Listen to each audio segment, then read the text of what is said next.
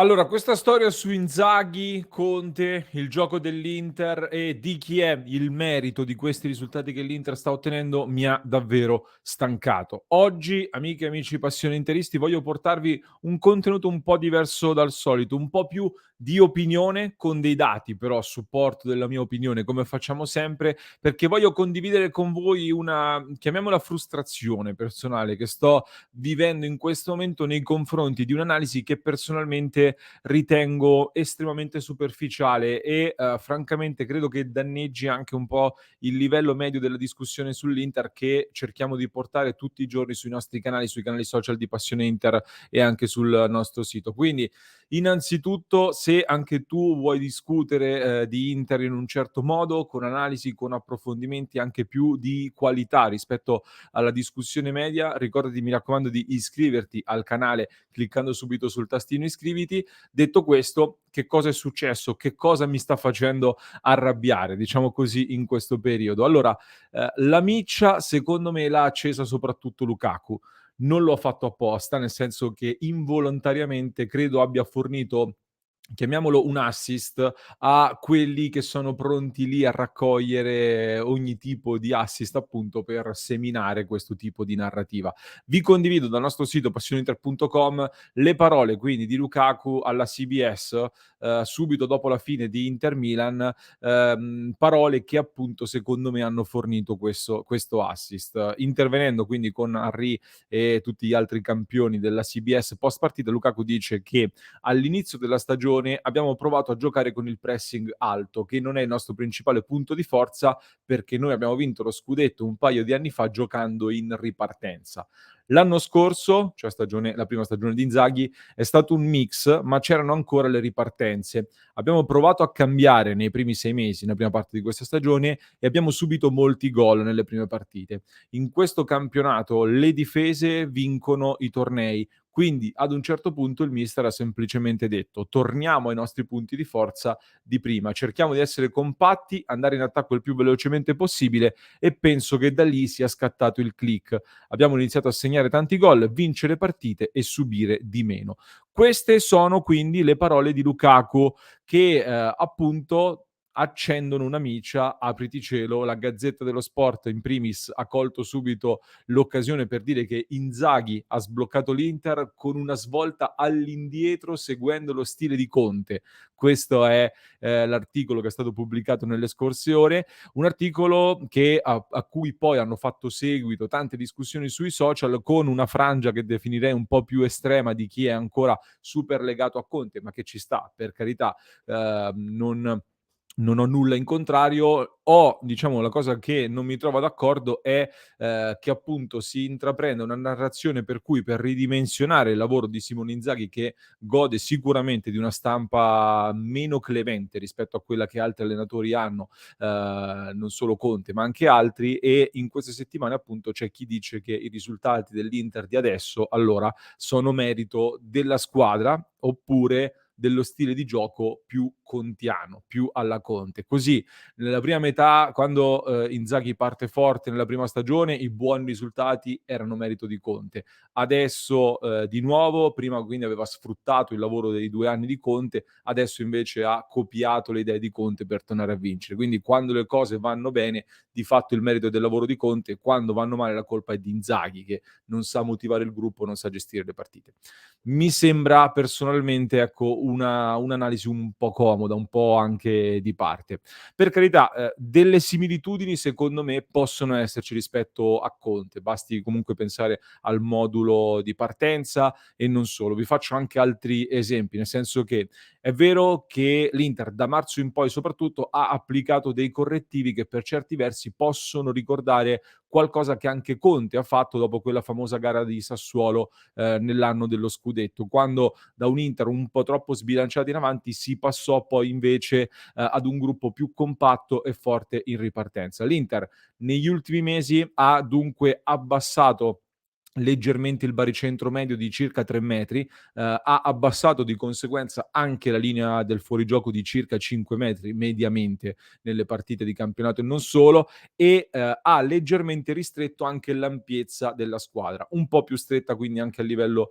di fasce. Il risultato è stato che la difesa ha iniziato ad aumentare di molto come numero gli interventi dentro l'area di rigore e in attacco l'efficacia degli attaccanti poi è aumentata. Sono degli accorgimenti, tra l'altro, che se vi ricordate a novembre scorso, quando ho pubblicato sui nostri canali un'analisi tattica da oltre 40 minuti dove avevo analizzato tutti, uno ad uno, tutti i singoli gol subiti, avevo sottolineato anch'io come portare, diciamo, avevo cercato di dare degli spunti che secondo me Inzaghi avrebbe potuto cogliere per svoltare e alcune di queste cose quindi si sono viste e si sono tramutate poi in degli effetti positivi, quindi ci avevamo visto lungo. Però queste variazioni secondo me sono arrivate anche per degli effetti che possiamo definire indiretti. Che cosa intendo? Intendo che l'Inter comunque era nata con un'idea di gioco diversa, basata anche su uomini diversi rispetto a quello che è stato poi lo svolgimento della stagione. Cioè l'Inter titolare ad inizio stagione era composta da Skriniar, De Vrij e Bastoni in difesa, Di Marco era l'alternativa a Bastoni come braccetto di sinistra e Brozovic in regia aveva Çalhanoğlu accanto, non al suo posto. Oggi l'Inter titolare è abbastanza differente, perché se pensiamo all'Inter da schierare negli 11 dall'inizio oggi, abbiamo Darmian a destra al posto di Skriniar, Acerbi al centro, Bastoni di nuovo a sinistra e Çalhanoğlu con Mkhitaryan che ha avuto bisogno anche lui, tra l'altro, di un periodo di rodaggio per fare la mezzala, sbagliando spesso alcuni movimenti difensivi, come abbiamo più volte sottolineato. Poi il rendimento del centrocampo sicuramente è cresciuto vertiginosamente nell'ultimo periodo in modo particolare e di questo secondo me tutta la squadra ne ha beneficiato iniziando a girare meglio. Merito anche di una condizione fisica che è sicuramente cresciuta e non soltanto quindi delle nuove impostazioni tattiche, non soltanto quindi anche dello stile di gioco alla Conte. Se vi ricordate poi, sulla base di quella Inter che era originariamente prevista, vi avevo raccontato più e più volte, la scorsa estate e poi di nuovo nelle prime fasi dell'inizio di questa stagione, che l'idea era poi quella di approdare prima o poi al 3-4-1-2, quindi con un gioco un po' più offensivo, con un uomo più vicino agli attaccanti per fare più da raccordo e dominare ancora di più il gioco e avere quindi anche il cosiddetto stile più europeo, tra molte virgolette, come dicono molti in questo caso. Lukaku, secondo me, in queste dichiarazioni di fatto in parte conferma questa cosa che vi ho raccontato più volte. Poi, però, sono subentrati i problemi di Brozovic, i problemi di Lukaku, troppi punti persi all'inizio di questa stagione. Inevitabilmente, quando perdi dei punti, perdi delle certezze, hai bisogno di tornare un po' sul porto più sicuro e questi esperimenti bisogna rimandarli per tornare su dei terreni più conosciuti e ritrovare la fiducia. Detto questo, nonostante questo, io credo che lo stile di Inzaghi rimanga e anzi, secondo me è un qualcosa che inevitabilmente poggia le basi su ciò che è stato con Conte, ma con una evoluzione che ha dato personalmente l'allenatore di oggi ed è abbastanza evidente. Perché? Innanzitutto, è una mia opinione, ma voglio portarvi anche dei dati per certificarvi la mia opinione, altrimenti,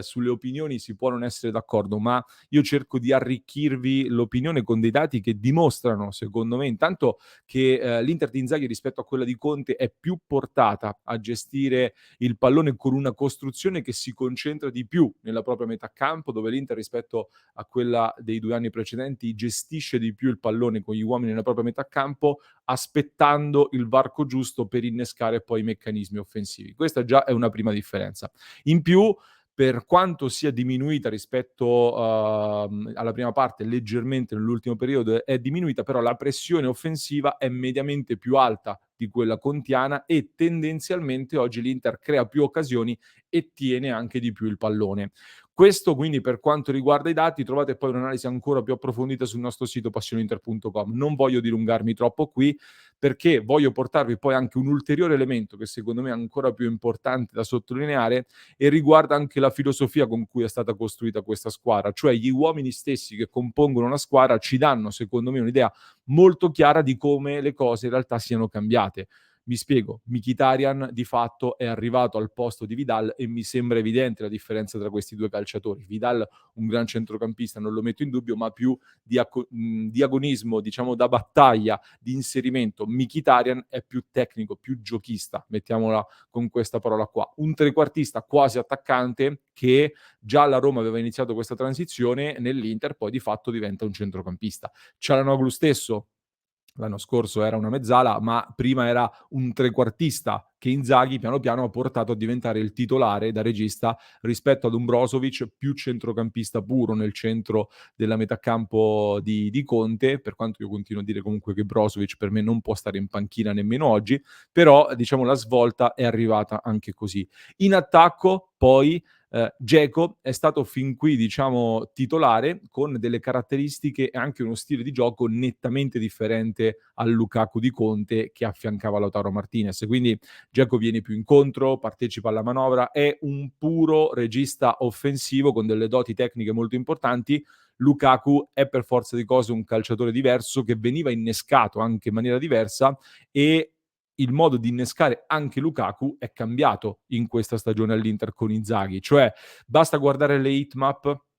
che sono molto chiare. Con Lukaku, con Conte, veniva anche molto ad occupare la corsia di destra, partiva più basso e largo per poi convergere verso l'area di rigore. Con Inzaghi invece occupa molto di più l'area di rigore, la zona centrale e lascia più libere le fasce per gli esterni o per gli inserimenti della mezzala. Non è più un Inter che termina su Lukaku e Lautaro, ma è più un Inter che ha inglobato Lukaku e sappiamo bene, almeno dal mio punto di vista, io la penso così, che quando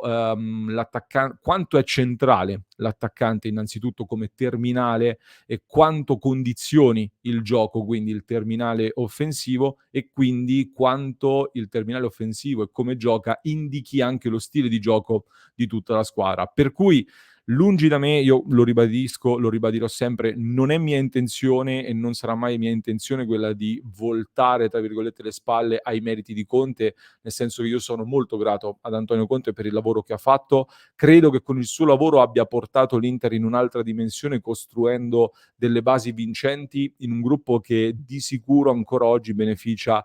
di quei 2 anni lì e del lavoro che è stato fatto lì. Però, così come sono stato pronto a sottolineare le lacune di Inzaghi e quelli che secondo me erano degli errori che sono stati commessi, mi sembra giusto oggi dargli i meriti per i risultati di questo finale di stagione che arrivano grazie anche ad un gioco che è più un'evoluzione di quello che abbiamo visto prima e non una brutta copia. Almeno questa è la mia opinione, questi sono anche i dati quindi che vi citavo per diciamo rendere ancora più oggettiva la mia opinione. Poi se qualcuno pensa davvero che